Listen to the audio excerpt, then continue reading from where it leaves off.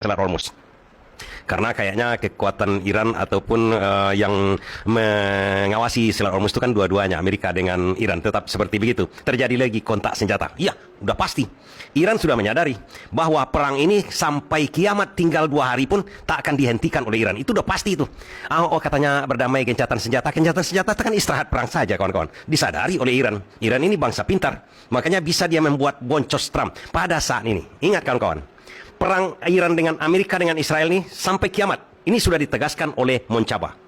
Balaskan darah suhada yang telah gugur. Darah orang-orang yang gugur karena diserang Amerika. Berarti sampai kiamat tinggal 2 hari tak akan berhenti Iran bermusuhan, menyerang berserang-serangan lah. Kira-kira seperti itu. Cuma ada istirahat-istirahatnya, capek juga kan begitu kan. Tapi lagi-lagi kenapa saya katakan si Trump ini boncos?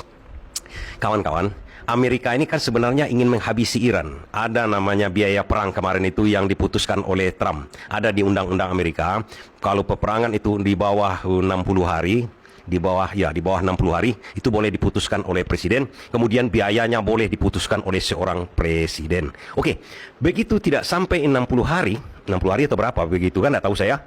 Itu tidak boleh lagi dikeluarkan biaya untuk peperangan. Kalau tidak ditaklukkan seperti Iran sekarang ini, akhirnya Iran kan menang. Amerika kalah, Israel sudah kalah. Kenapa tidak boleh lagi? Harus ada lagi minta dana. Nah, minta dana inilah yang dituju oleh Iran sekarang ini. Begitu Amerika tidak bisa menaklukkan dia, Iran tahu si Donald BB ini akan tantrum minta dana ke Kongresnya. Kongres Amerika kan pintar-pintar juga. Apa yang kau hasilkan di sana? Banyak tentara-tentara kalian ini yang gila. Banyak tentara Amerika itu yang gila pulang ke sana, kawan-kawan. Dan tidak mendapatkan ganti rugi. Luar biasa ini gaya Trump ini. Ada juga di negara Konoha itu tidak ada penghargaannya kepada tentara-tentara. Di Amerika seperti begitu juga. Kenapa begitu? Ya karena Donald BB ini pembisnis. Nyawa itu dihitungnya untung rugi. Kalau mati kau udah rugi saya itu katanya kan. Nah, menjelang perang kemarin, menjelang perang yang dilakukan oleh si Donald BB, si kucing kurap ini, itu Donald BB ini dengan keluarganya kan membeli perusahaan-perusahaan senjata-senjata di Amerika. Di Amerika itu, kawan-kawan, senjata itu diproduksi oleh swasta. Nah, perusahaan itu diakuisisi namanya oleh Trump karena dia mau menyerang Iran. Oke? Dia terpilih jadi presiden, kemudian dia beli perusahaan-perusahaan itu oleh keluarganya. Dia kan konglomerat ini di Amerika, dia beli semuanya. Nah, waktu perang pertama itu, senjata-senjata yang ada stoknya Amerika, dihabiskannya dulu. Ini pintar orang ini, pintar-pintar bodoh, pintar-pintar punya kurang gitu kan. Dihabiskan, sudah habis kan? Kan tidak berhasil menaklukkan Iran. Ini sebenarnya teknik dia juga. Bagaimana mungkin sebuah negara seperti Iran tidak bisa ditaklukkan? Di nuklir, dihantam betul-betul kan? Tapi diecer-ecernya. Akhirnya apa yang terjadi? Habislah stok ini. Biaya perang pertama itu ada juga batasnya oleh si Amerika ini. Nah, begitu dia minta ke Kongres, Iran tahu, Kongresnya mengatakan, apa yang kau hasilkan di situ? Kongresnya juga beludak-beludak juga orangnya, pembisnis-pembisnis juga, kau yang untung nanti. Begitu kami setujui nanti, uang 89 miliar dolar kabarnya untuk menyerang kedua Iran ini. Itu tidak mungkin juga kau taklukkan Iran, kau ecer-ecer, kemudian kau minta lagi dana. Kan begitu nih, tidak disetujui oleh Kongresnya. Kalau disetujui oleh Kongresnya, nah senjata-senjata yang sudah diproduksi, udah banyak itu rugi Donald BB ini. Dia produksi, dia stok di gudang-gudang perusahaan dia.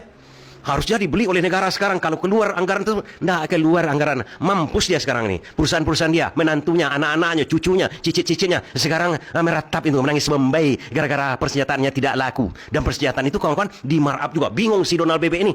Bingung dia. Makanya dia kemarin itu mengatakan bahwa ganti rugi kepada Iran itu akan dibelikan kepada gandum-gandum di Amerika. Gandum-gandum di Amerika itu perusahaan-perusahaan dia. Sebenarnya kawan-kawan, nggak masalah juga sama Iran sebenarnya. Iran mengatakan, pertama-tama tentu saja Iran menolak. Itu pun sudah untung Iran, kawan-kawan. Kenapa untung? Jadi uang yang dibekukannya kemarin itu, kata Donald BB ini, akan dibelikan ke gandum di Amerika, ke makanan-makanan di Amerika, karena tidak tujuan itu. Barang-barang di Amerika itu. Kan sebenarnya gampang bagi Iran. Bagi Iran tidak akan dipakainya gandum itu, dijualnya ke Rusia, dijual ke Cina, itu gampang sama dia. Iran ini bangsa cerdik, kawan-kawan. Ingat kawan-kawan dulu, bagaimana Amerika dipermalukan oleh Iran itu pada waktu membebaskan Sandra. Itu mahasiswa itu mengecoh tentara elit Amerika. Coba bayangkan. Bayangkan. Tidak bisa membebaskan Sandra dulu kan? Pada waktu kedutaan besar dia di Sandra di zaman Khomeini dulu. Mahasiswa pintar-pintar. Kenapa pintar-pintar? Karena belajar. Kenapa belajar? Karena pendidikan di sana gratis dibuat oleh Ayatollah Khomeini. Kita teruskan lagi kawan-kawan. Satu lagi. Apa lagi yang saya katakan tadi? Boncos. Kan udah untung Iran tuh. Iran untung. Satu lagi saya ingin meluruskan kawan-kawan. Ada ini data intelijen yang mengatakan begini. Dan ini sebenarnya memang disengaja oleh Iran. Kenapa disengaja?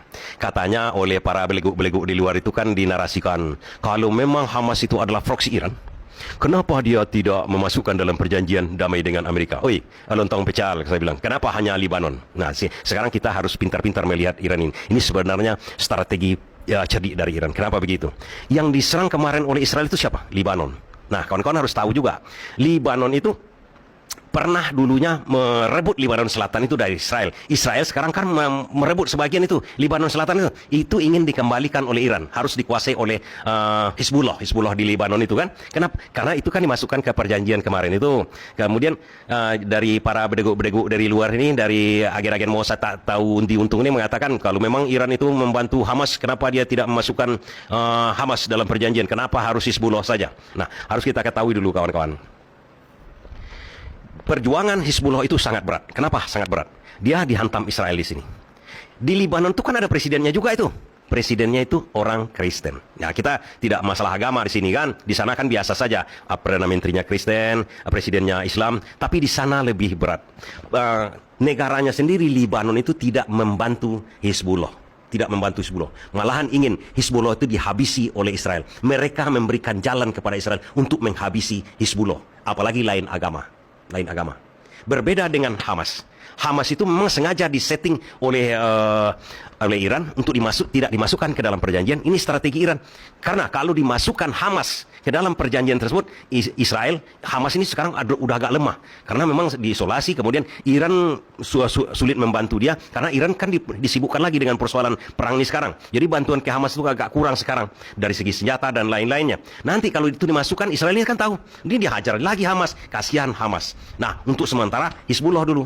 Hizbullah ini adalah kekuatan yang besar di Libanon Selatan. Libanon Selatan itu artinya begini kawan-kawan. Kalau Indonesia ini misalnya ada Jakarta, ada Sumatera. Nah, Sumatera ini dikuasai Hizbullah. Tidak bisa Jakarta. Prabowo pun masuk ke Sumatera ini misalnya kan. Itu harus minta permisi dulu ke Presiden Hizbullah ini, pimpinan Hizbullah. Kira-kira seperti itu kawan-kawan. Atau pertanyaannya begini. Kenapa Iran itu tidak memasukkan Houthi kan? Houthi kan tidak diserang. Dan Houthi itu tahu kawan-kawan. Houthi itu adalah penguasa Yaman itu. Ibu kota Yaman itu dikuasai oleh Houthi.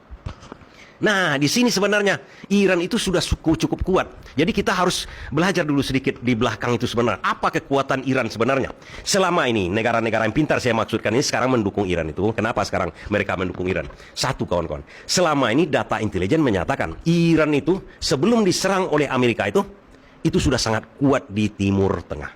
Sudah sangat kuat. Benar kata data-data intelijen Arab Saudi, Saudi Arabia, Mossad segala macam mengatakan Iran ini kalau dibiarkan sedikit lagi ini lebih berbahaya. Sangat berbahaya. Kenapa begitu? Houthi itu penguasa setengah Yaman itu Houthi itu patuh kepada Iran. Kenapa mereka patuh kepada Iran? Iran tak pernah ingkar janji. Kenapa tidak pernah ingkar janji? Waktu Houthi ini merebut ibu kota Yaman, itu kan dibantu pemerintahan Yaman pada waktu itu dibantu oleh Arab Saudi. Sempat kalah Houthi ini dulu, datang dibantu oleh Iran. Dihajar pasukan Arab Saudi itu, keluar dari ibu kota itu. Nah sekarang ibu kota Yaman itu dikuasai Houthi sampai saat ini. Begitu juga Hizbullah. Hizbullah itu, Israel itu sempat Libanon Selatan itu seluruhnya dikuasai oleh Israel. Di tahun 19 berapa, saya lupa tahunnya, tengok aja di Google. Kemudian dibantu oleh Iran Hizbullah ini. Bukan pemerintah pusatnya yang membantu, yang presidennya itu. Bukan itu.